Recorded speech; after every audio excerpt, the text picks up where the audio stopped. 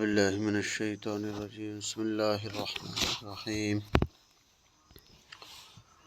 والشمس وضحاها والقمر اذا تلاها والنهار اذا جلاها والليل اذا يغشاها والسماء وما بناها والارض وما طحاها ونفس وما سواها فألهمها فجورها وتقواها قد أفلح من زكاها وقد خاب من دساها كذبت ثمود بطغواها إذ انبعث أشقاها فقال لهم رسول الله ناقة الله وسقياها فكذبوه فعقروها فدمدم عليهم ربهم بذنبهم فسواها ولا يخاف عقباها صدق اللہ۔ سورہ شمس مکی سورہ فما والشمس وضحاها،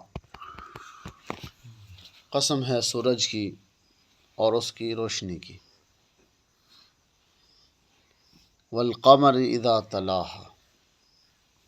اور قسم ہے چاند کی جب وہ اس کے پیچھے آ جائے، یعنی سورج کے جب سورج غروب ہوتا ہے تو 13، 14، 15 تاریخ کی جو چاند کی رات ہوتی ہے وہ سورج فوراً ہی مغرب کے بعد ہی کیا ہے سورج اس کے پیچھے آ جاتا ہے۔ اس رات کی قسم اٹھائی اللہ نے کہ قسم ہے سورج کی اور اس کی روشنی کی جب وہ پھیل جائے، اور چاند کی قسم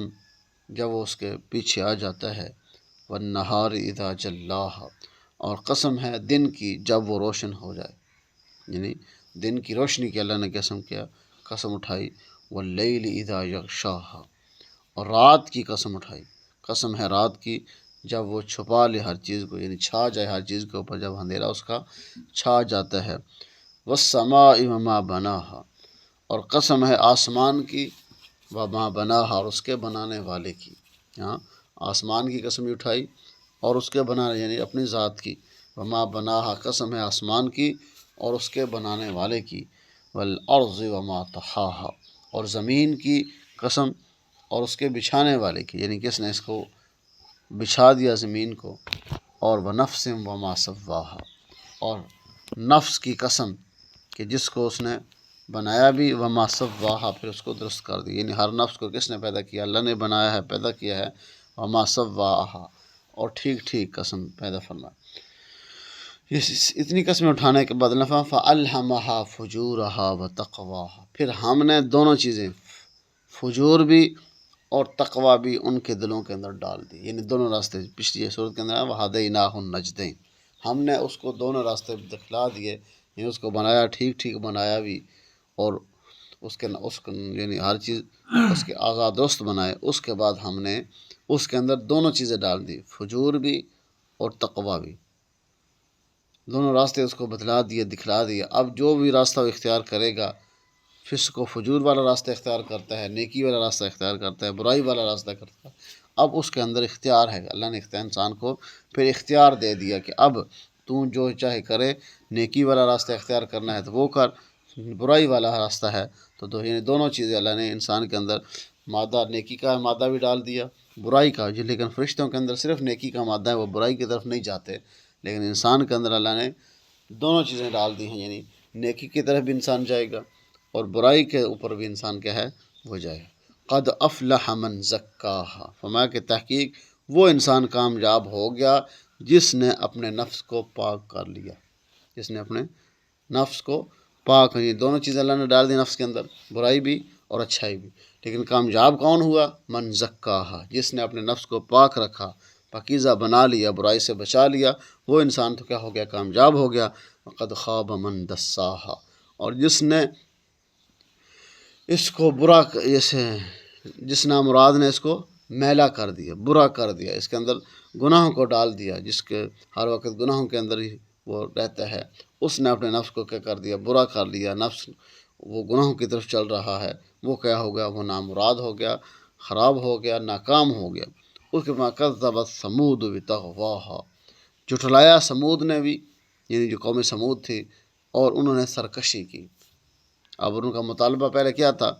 کہ وہ کیا کرتے تھے، پہاڑوں میں تراشتے تھے، پہاڑوں کو تراش تراش کے گھر بناتے تھے۔ تو صالح علیہ السلام سے انہوں نے مطالبہ کیا کہ اس پہاڑی سے جس طرح ہم کیا کرتے ہیں،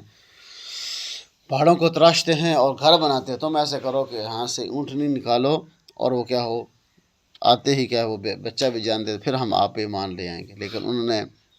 صالح علیہ السلام نے اللہ سے دعا کی تو اللہ نے کیا کیا، اونٹنی کو پیدا کیا پہاڑوں سے،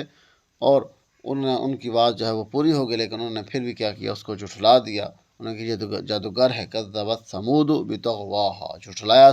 قوم سمود نے بطغواہا، اور انہوں نے سرکشی اختیار کی۔ اذ انبعث اشقاہا، اس میں سے ایک بڑا بدبخت، اشقا شقی کہتے ہیں بدبخت، یعنی ایک بڑا بدبخت کیا ہے، اٹھا۔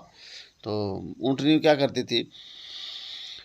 جو ان کے پینے کی جگہ تھی، یعنی جو چشمہ یا وہ کنواں جس سے پانی ان کے جانور پیتے تھے، تو صالح علیہ السلام نے ان سے فرمایا کہ ایک دن تمہارے جانور پیا کریں گے، ایک دن یہ اونٹنی پانی پیا کرے گی، اس کو چھوڑے رکھو، اس کو کچھ نہ کہو۔ لیکن ان میں سے جو بڑا بدبخت تھا، شقی تھا، وہ اٹھا۔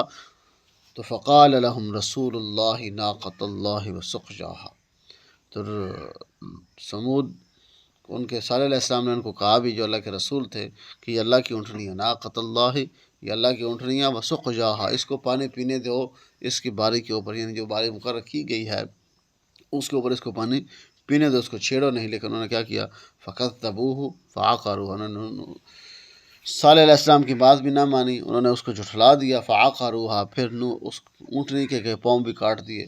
اس کو ہلاک کر دیا، فعقروہا، اس کو انہوں نے ہلاک کر دیا۔ تو پھر فدمدم علیہم ربہم بذنبہم فسواہا، انہوں نے اپنے گناہوں کی وجہ سے، ان کے گناہوں کی وجہ سے اللہ نے ان کو کیا کیا، پکڑا، پھر سب کو پکڑا۔ فدمدم علیہم ربہم بذنبہم، ذنب کہتے گناہ کو، یعنی اللہ نے پھر ان کو ٹھیک ٹھیک پکڑا، ان میں سے کوئی بھی باقی نہ بچا۔ ولا یخاف عقباہا، اور اللہ خوف نہیں کرتے، اللہ اندیشہ نہیں رکھتے اس کے انجام سے۔ مطلب کیا ہے کہ اللہ جس کو عذاب دینا چاہیں، جس کو کے اوپر عذاب ڈالنا چاہے، جس کو تکلیف دینا چاہیں، جس سے بدلہ لینا چاہیں، تو اللہ اس کے عاقبت، اس کے انجام سے نہیں ڈرتے۔ مطلب کیا، دنیا داری کے حساب سے تو یہ ہے کہ انسان کسی کو سزا دینا چاہتا ہے، کوئی بادشاہ کسی کو مروانا چاہتا ہے، تو اس کو اپنی فکر ہوتی ہے، اگر میں نے اس کو مروا دیا یا میں نے اس کو تکلیف دی، اس کو کیا سزا دی، جیل میں ڈالا، تو ہو سکتا ہے یہ قوم قبیلہ، یہ ساری عوام اٹھ کے میرا تختہ ہی الٹ نہ دیں، کہ مجھے یہ کرسی سے ہی نہ اتار دے، مجھے ہی نہ، میرے خلاف نہ ہو جائیں۔ لیکن یہ ڈر خوف اللہ کو نہیں ہے۔ ولا یخاف، جب اللہ چاہتا ہے کسی قوم کو تباہ کرنا، جب اللہ چاہتا ہے کسی کو اوپر عذاب ڈالنا، کسی سے بدلہ لینا، تو اس کا خوف نہیں ہوتا کہ میری کرسی گرا دی جائے گی، یا میرے خلاف عوام ہو جائے گی، یا مجھے گالیاں دے گی، یا ایسے ہوگا، یعنی اس کا انجام کا اندیشہ اللہ کو نہیں ہوتا۔ یہ دنیا داری کے جو بادشاہ ہے، یہ دنیا داری کے حساب سے تو ہوتا ہے، لیکن کیا ہے، اللہ فرماتے ہیں ولا یخاف عقباہا، تو اللہ رب العزت ان کے عاقبت سے، ان کے انجام سے ڈرتا نہیں۔ اللہ عمر کی تو